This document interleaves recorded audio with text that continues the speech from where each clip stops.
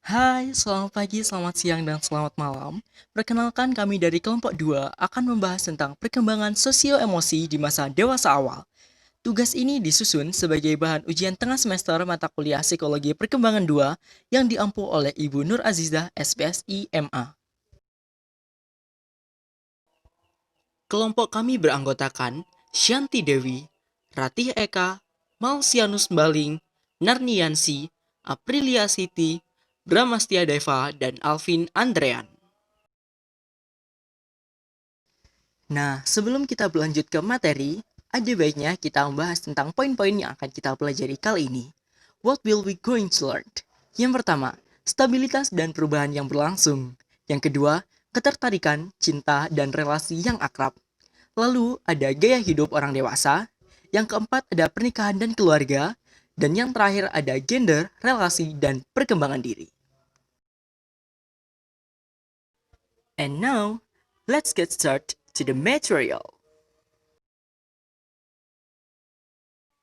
Yang akan kita bahas pertama kali ini adalah stabilitas dan perubahan yang berlangsung dari masa kanak-kanak hingga masa dewasa. Temperamanen merupakan gaya perilaku dan karakteristik respon emosional yang sifatnya individual. Di masa dewasa awal, sebagian besar individu memperlihatkan lebih sedikit perubahan suasana hati dibandingkan ketika remaja. Mereka juga lebih bertanggung jawab dan lebih jarang berperilaku yang mengandung risiko. Para peneliti menemukan kaitan antara beberapa dimensi dari temperamanen di masa kanak-kanak dengan kepribadian orang dewasa. Ada kesinambungan antara temperamanen di masa kanak-kanak dengan penyesuaian dirinya di masa dewasa awal. Berikutnya, kaitan tipe dan dimensi di masa kanak-kanak dengan karakteristik kepribadian dewasa. Tipe dan dimensi yang pertama, temperamanen yang mudah dan temperamanen yang sulit.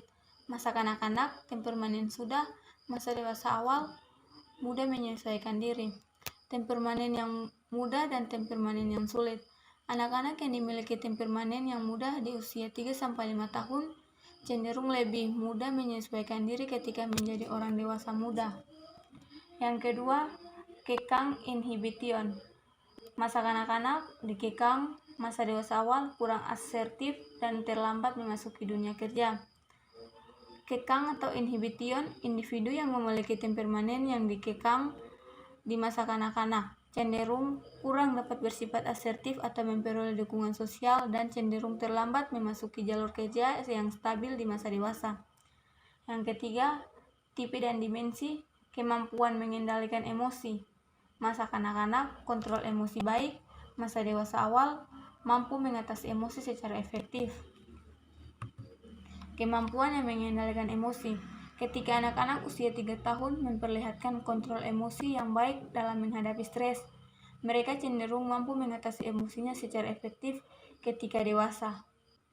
Adanya kesinambungan antara aspek-aspek tertentu dari temperamanen di masa kanak-kanak dan penyesuaian di masa dewasa awal.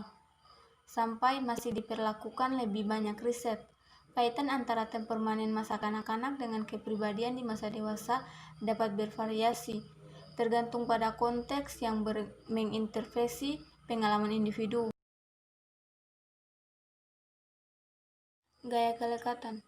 Kelekatan muncul di masa bayi dan turut memainkan peran penting dalam perkembangan sisi emosi seseorang. Orang dewasa yang menunjukkan kelekatan yang aman dalam relasi romantisnya dengan pasangan cenderung memiliki kelekatan yang aman pula dengan orang tua atau pengasuhnya di masa kanak-kanak. Poin pertama, gaya kelekatan yang aman. Gaya kelekatan yang aman memiliki pandangan positif terhadap relasi, mudah dekat dengan orang lain, dan tidak khawatir stres berlebihan tentang relasi romantis mereka. Lebih puas dengan relasinya, cenderung diwarnai oleh kepercayaan, komitmen, dan usia yang panjang. Cenderung menerima dukungan jika sedang berada dalam kondisi tertekan, dan cenderung lebih bersedia memberikan dukungan, serta memiliki kemudahan dalam menjalin pertemanan di masa kuliah. Poin kedua, gaya kelekatan yang menghindar. Gaya kelekatan yang menghindar merasa ragu-ragu terlibat dalam relasi romantis dan sering mengambil jarak dari pasangan mereka dalam relasi. Poin ketiga, gaya kelekatan yang cemas, menuntut kedekatan, kurang bisa dipercayai orang lain, dan lebih emosional, pencemburu, serta posesif. Berikutnya, poin pertama, gaya kelekatan berkaitan dengan pola relasi dan hasil perkembangan. Poin kedua, kategori orang dewasa cenderung stabil. Poin ketiga, orang dewasa memiliki kapasitas untuk mengubah pemikiran dan perilaku kelekatan.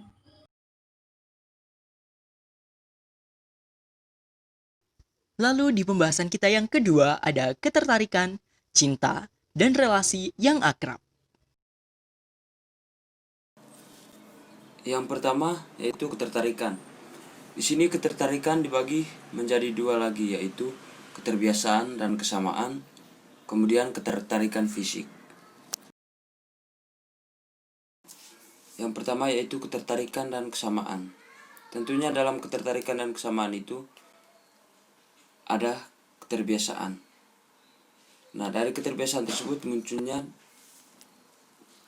dari kedua belah pihak tersebut adanya ketertarikan dan kesamaan Tuhan. Psikologi sosial mengatakan bahwa keterbiasaan adalah kondisi yang agar relasi kedua belah pihak yang akrab dapat berkembang. Di sini mempunyai satu kasus yaitu kawan dan kekasih. Mereka adalah orang yang saling mengenal sejak lama. Mereka mungkin tumbuh bersama, pergi ke sekolah bersama atau kampus bersama, bekerja sama dan mengunjungi acara sosial bersama. Nah, dari kebersamaan mereka, di situ munculnya rasa tertarik dan kesamaan tujuan. Orang tertarik dengan orang lain yang memiliki sikap, nilai, dan gaya hidup yang sama merupakan validasi konsensual atau consensual validation. Ketertarikan tidak saja terjadi melalui interaksi langsung, tapi juga melalui internet atau media sosial.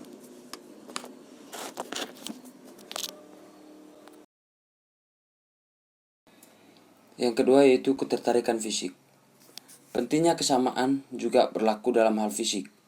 Kita biasanya mencari seorang yang sesuai dengan level kita dalam ketertarikan terhadap karakteristik fisik maupun atribut sosial. Dari hasil penelitian menguatkan bahwa hipotesis perjodohan atau matching hipotesis yang menyatakan bahwa meskipun secara abstrak kita memilih orang yang lebih menarik, dalam kenyataannya kita akhirnya memilih seseorang yang menyerupai level ketertarikan kita sendiri.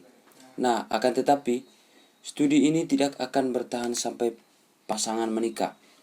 Maka, meskipun daya tarik yang sudah dicocokkan sebelumnya memainkan peran kuat di awal relasi, pengaruhnya akan berkurang ketika mendekati pernikahan.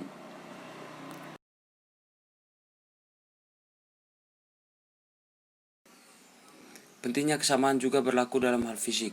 Kita biasanya mencari seorang yang sesuai dengan level atau apa yang kita suka terhadap karakteristik fisik maupun atribut sosial. Dalam hasil penelitian menguatkan hipotesis perjodohan atau matching hipotesis yang mengatakan bahwa meskipun secara abstrak kita memilih orang yang lebih menarik, dalam kenyataannya kita akhirnya memilih seorang yang menyerupai ketertarikan kita sendiri. Akan tetapi studi ini tidak akan tahan sampai pasangan menikah. Maka meskipun daya tarik yang sudah dicocokkan sebelum atau memainkan peran kuat di awal relasi, pengaruhnya akan berkurang di dalam atau sebelum pernikahan. Yang berikut merupakan bentuk-bentuk cinta. Yang pertama yaitu keintiman, persahabatan, cinta romantis, cinta afektif, dan cinta sempurna. Yang pertama yaitu keintiman.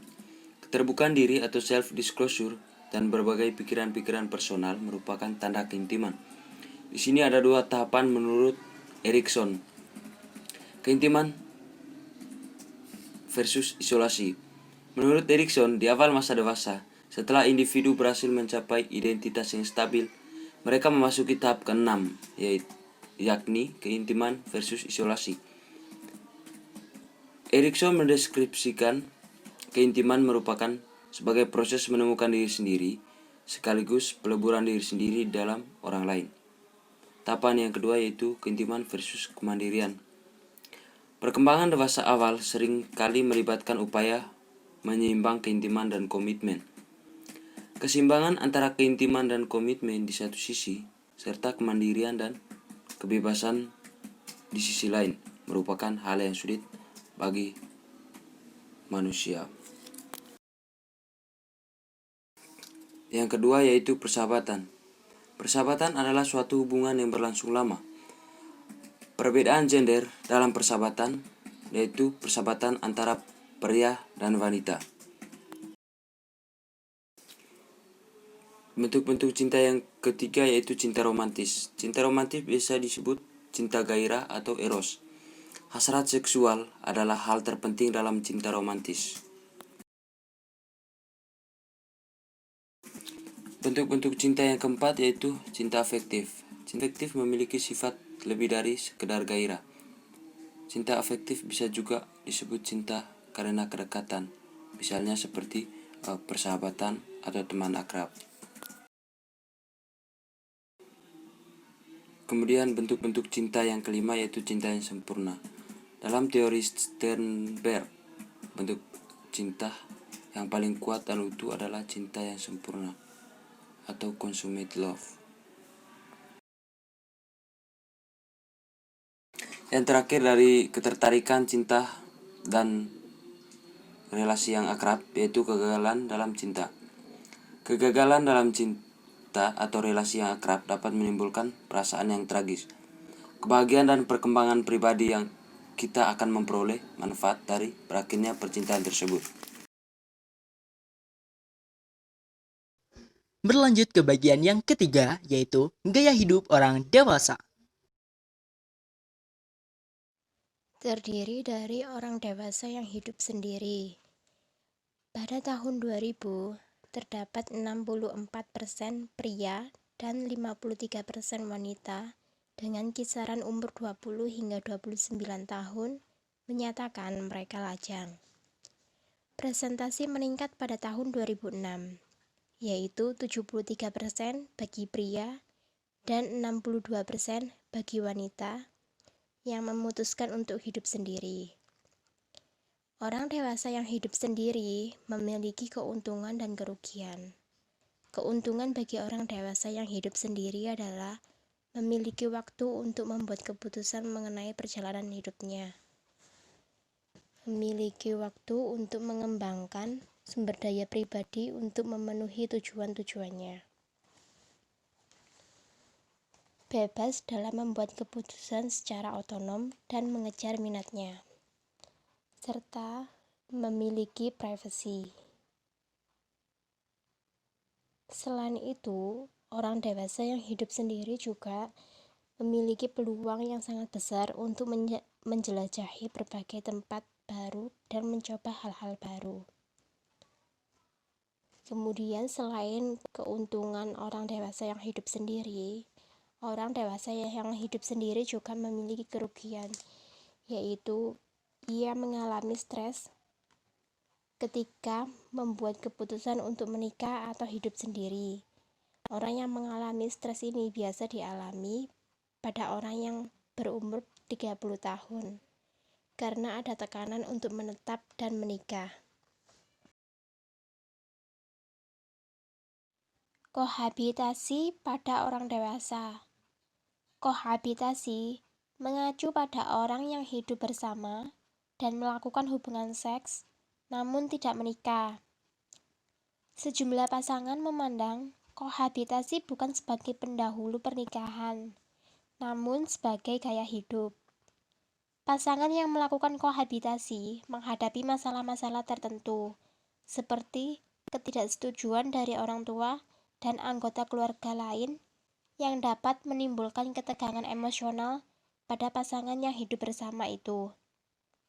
Beberapa pasangan kesulitan dalam memiliki hak milik bersama-sama.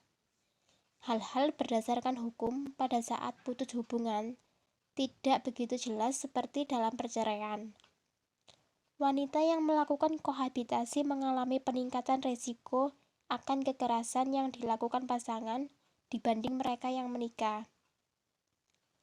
Pada mayoritas studi, menemukan bahwa kepuasan pernikahan yang dialami oleh pasangan yang melakukan kohabitasi sebelum menikah cenderung lebih rendah, dan tingkat perceraiannya juga lebih tinggi.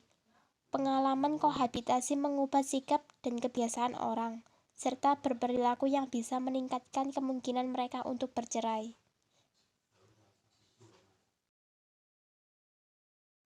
Orang dewasa yang menikah. Pertama, kecenderungan menikah.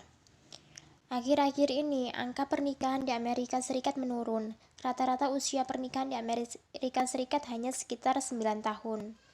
Menurunnya angka pernikahan terjadi karena meningkatnya jumlah kohabitasi serta menurunnya persentase individu yang bercerai dan menikah kembali. Terlepas dari menurunnya angka pernikahan, masyarakat Amerika Serikat masih berorientasi pada pernikahan. Jika pria dan wanita ingin menikah, mereka baru melakukannya pada umur 45 tahun. Hal itu untuk meminimalisir perceraian yang sering terjadi.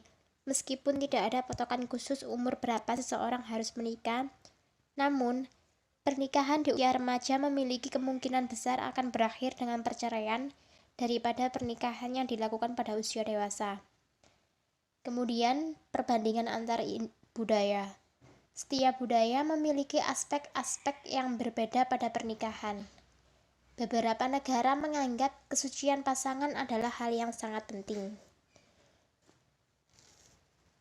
Kesucian pasangan yaitu mereka mengharapkan pasangan pernikahan yang belum pernah mengalami hubungan seksual, seperti yang ada di budaya Cina, India, Indonesia, Iran, Taiwan, dan Arab Palestina. Namun, di beberapa negara lainnya, kesucian pasangan tidak menganggap penting. Hidup berumah tangga di sejumlah budaya dihargai, namun di sejumlah budaya lainnya tidak. Di banyak budaya, agama juga menjadi aspek penting dalam pernikahan. Selain itu, patokan usia untuk menikah pada setiap negaranya juga berbeda-beda. Pada pendidikan pranikah, pendidikan pranikah berkaitan dengan meningkatkannya level kepuasan dan komitmen terhadap pasangan, menurunnya level konflik yang bersifat destruktif, dan penurunan angka perceraian sebesar 31%. Pendidikan pranikah sebaiknya dimulai sekitar 6 bulan hingga 1 tahun sebelum pernikahan. Pendidikan pranikah juga bisa memberikan informasi tentang relasi, sehingga orang dewasa yang menikah penting untuk mengikuti pendidikan pranikah. Kemudian, keuntungan dari pernikahan yang baik. Pernikahan yang baik akan membuat kehidupan individu menjadi lebih lama dan lebih baik, karena tekanan fisik dan emosional bagi orang yang memiliki pernikahan yang bahagia akan berkurang. Orang dewasa yang bercerai. Jumlah orang dewasa yang bercerai meningkat dari 1,8% di tahun 1960 menjadi 4,8% di tahun 1980 dan 8,6% di tahun 2007.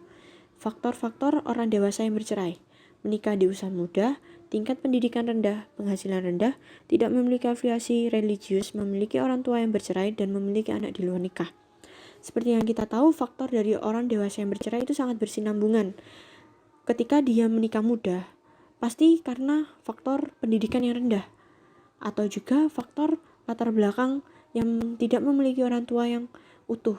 Orang tua yang bercerai, jadi dia tidak memiliki cerminan, sehingga menganjurkan atau sehingga menyimpulkan bahwa dirinya akan menikah. Padahal dia tidak tahu ke depannya apa mereka memiliki penghasilan yang cukup atau sekedar mereka hanya ingin menikah, seperti itu. Dan adapun faktor karakteristik dari pasangan, yaitu alkoholisme, masalah psikologis, kekerasan domestik, dan ketidaksetiaan. dan untuk ketidaksetiaan biasanya juga banyak karena dia itu memiliki penghasilan yang tinggi, jadi mereka biasanya seenaknya gitu. Jadi mereka memilih untuk bercerai dan menikah lagi. Biasanya bercerai terjadi saat awal pernikahan antara usia tahun ke-5 hingga tahun ke-10. Namun setelah bercerai, pria dan wanita akan merasa posisi depresi, merasa kesepian, kesulitan menjalin relasi dan dengan orang baru. Orang dewasa yang menikah kembali.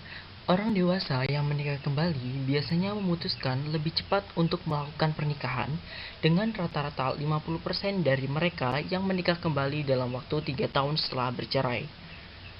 Pria akan lebih menikah dibanding wanita karena didorong faktor penghasilan yang lebih tinggi. Pasangan yang menikah kembali lebih tidak stabil dan lebih besar kemungkinan untuk bercerai lagi. Pasangan yang menikah kembali memiliki kesehatan mental yang lebih rendah dan cenderung lebih egaliter. Ketika wanita menikah kembali dan telah memiliki anak, kemungkinan besar akan sulit memiliki anak dari pasangan yang baru. Dan yang terakhir, orang yang menikah kembali tidak didasarkan cinta, tetapi didasarkan dengan finansial. Gay dan lesbian dewasa. Para peneliti menemukan relasi antara gay dan lesbian dalam kepuasan, cinta, kegembiraan, dan konflik yang mereka alami. Pasangan gay dan lesbian lebih fleksibel dalam menentukan peran gender dibandingkan pasangan heteroseksual dan menunjukkan tingkat kualitas relasi yang tinggi. Biasanya saya sering menemukan orang yang gay dan lesbian itu di tempat umum dan bahkan mereka sudah tidak ada rasa malu karena dia menunjukkan relasinya dengan sesama jenis dan mereka lebih merasa kalau ini loh saya dengan saya begini ya saya senang seperti itu. Lalu pasangan homoseksual, ada pasangan yang bersifat maskulin dan feminim. Misalnya begini, saya juga sering menemukan laki-laki dan perempuan itu biasa mengumbar kemesalaan itu biasa. Terkadang yang memiliki homoseksual itu misalnya laki-laki seperti laki-laki yang banyak saya temuin itu, yang satu itu sangat cowok banget, yang satu itu lebih ke feminim, entah dari cara bicaranya, cara berpakaiannya, bahkan feminimnya ini melebihi wanita gitu loh. Jadi dia manja ke pasangannya yang sesama laki-laki itu, dengan dia bergandengan, dia pelukan, itu kayak mereka tuh dianggap sama rata seperti laki-laki dan perempuan. Dan pasangan gay juga membangun relasi yang terbuka seperti yang saya jelaskan tadi dan lebih melakukan ke arah yang seksual. Sedangkan pasangan yang lesbian tidak menjalin relasi yang terbuka karena seperti yang saya tahu perempuan dan perempuan ini biasanya lebih malu karena faktor dia itu lebih kelihatan feminim dan sesama feminim sehingga tidak terlalu menunjukkan bahwa dirinya itu lesbian. Nggak terasa ya kita udah berada di poin keempat yaitu pernikahan dan keluarga. Yang pertama, kita akan bahas tentang melestarikan pernikahan. Pada tahun 1994, John Gottman telah mempelajari kehidupan para pasangan yang sudah menikah. Gottman berpendapat tentang penting untuk menyadari bahwa cinta bukanlah sesuatu yang magis dan bahwa melalui pengetahuan dan usaha pasangan bisa memperbaiki dan mengembangkan relasi mereka.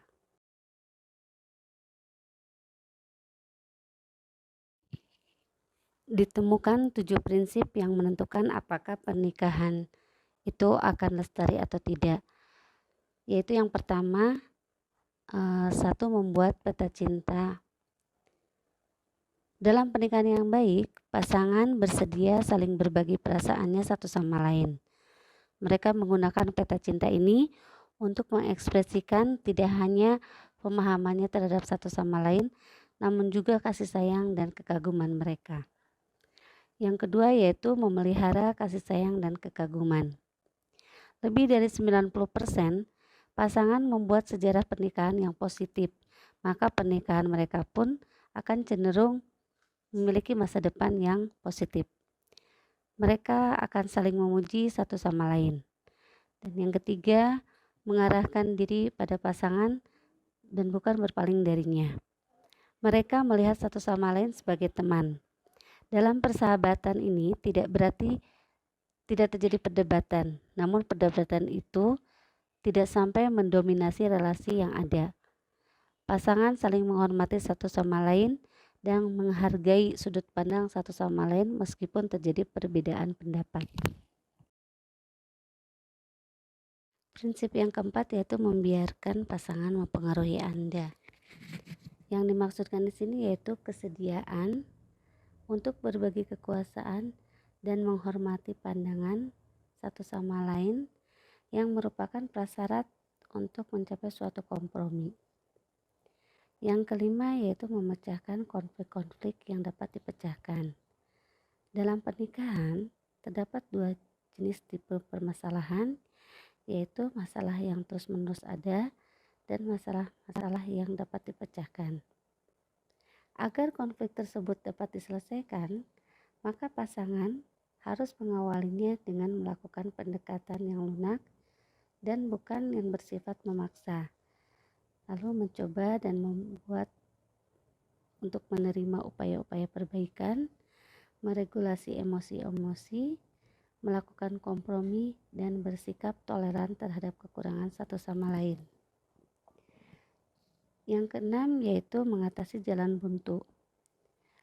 Menurut Gottman, apabila pasangan menemukan jalan buntu, jalan yang ditempuh untuk menyelesaikannya adalah tidak dengan memecahkan masalah tersebut, tetapi dengan beralih dari jalan buntu menuju dialog dan bersikap sabar. Yang ketujuh yaitu menciptakan kesempatan untuk berbagi rasa.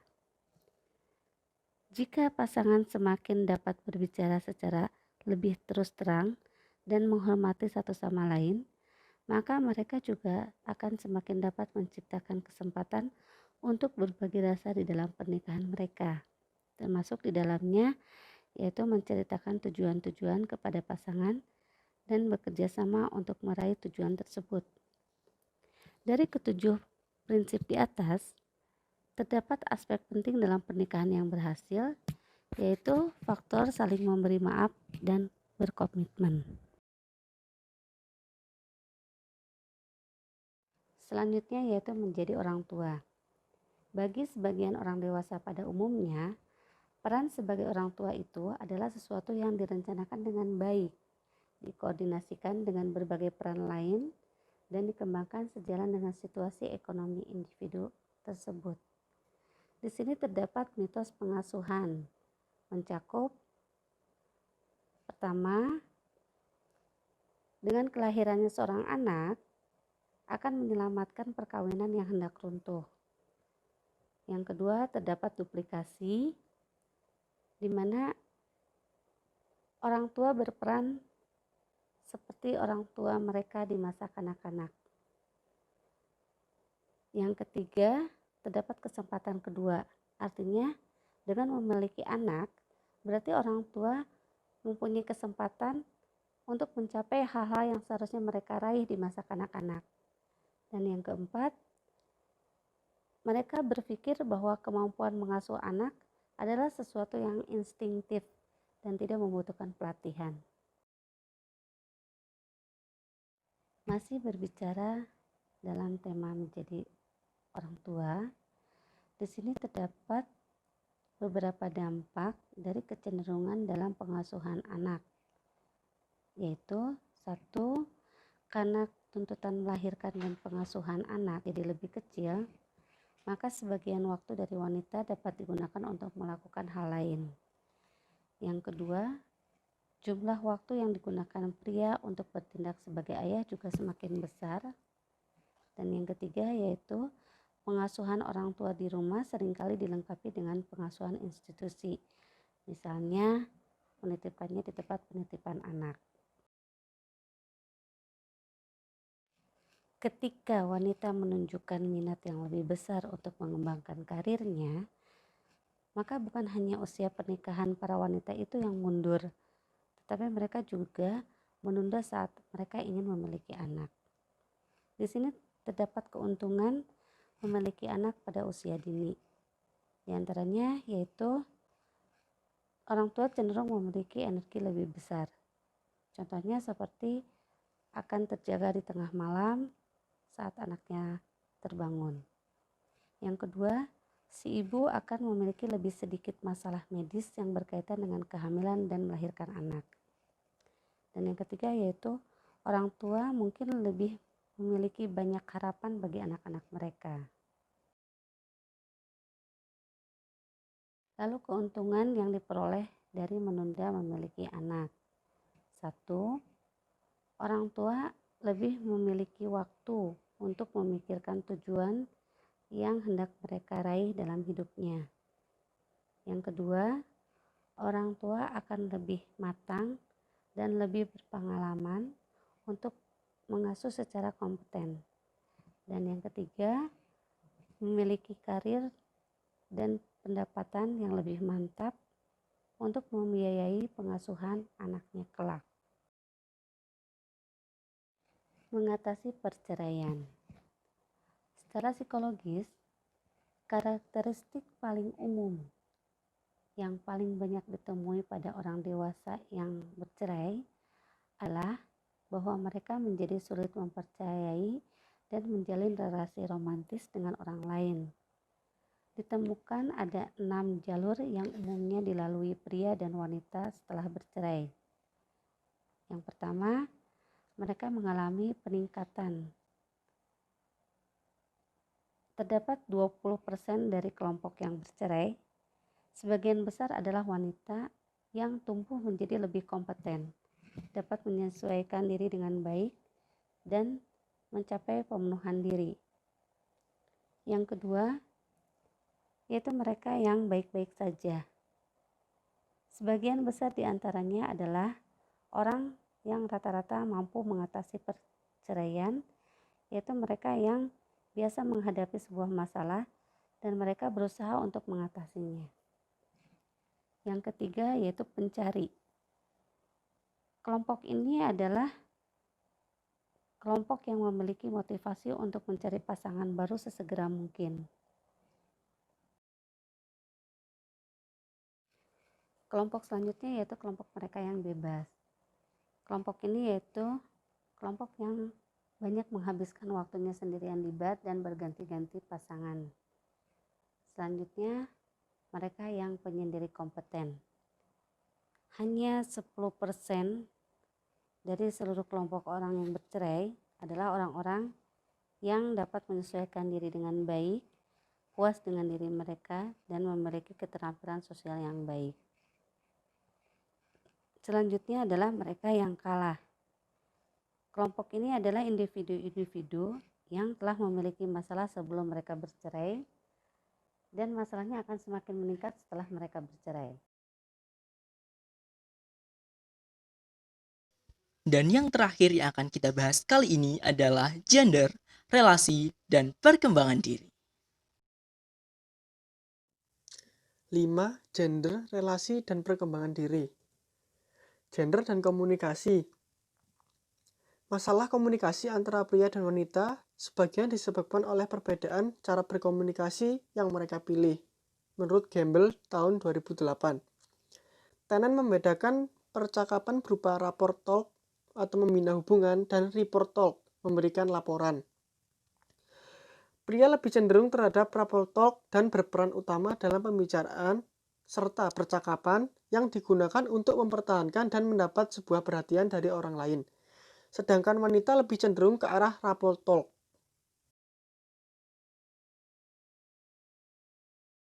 Perkembangan wanita. Relasi dan membina hubungan dengan orang lain merupakan hal yang bernilai bagi wanita. Wanita lebih aktif dalam mengembangkan orang lain dengan cara interaksi dengan tujuan membantu perkembangan emosional, intelektual, dan sosial. perkembangan pria. Peran pria memiliki sifat kontradiktif dan tidak konsisten, serta lebih sering stres serta merasa dirugikan ketika tidak bisa menjalankan perannya. Pada saat relasi pria dengan wanita, pria lebih agresif, dominan, dan kuat, yang seharusnya lebih mampu mengontrol seorang wanita. Menurut definisi tradisional maskulinitas, pria lebih memandang cewek dari segi tubuhnya, bukan dari akal maupun perasaannya. Walaupun itu masih bersifat kebanyakan. Pada relasi pria sesama pria, pria lebih sedikit berinteraksi terhadap sesama pria, contohnya seperti bersama ayahnya, khususnya peran ayah yang positif. Maka dari itu, banyak ayah yang berinteraksi dengan anak namun berbeda dengan cara ibu mengasuh anak pada waktu kecil. Nah, sekian penjelasan dari kelompok kami. Terima kasih telah mendengarkan sampai akhir. Mohon maaf apabila terdapat kesalahan baik yang disengaja maupun yang tidak sengaja. Apabila terdapat pertanyaan, silakan berkomentar di bawah ya. Ingat Irian, ingat Cendrawasih. Cukup sekian dan terima kasih. Selamat pagi, selamat siang, dan selamat malam. Sampai jumpa.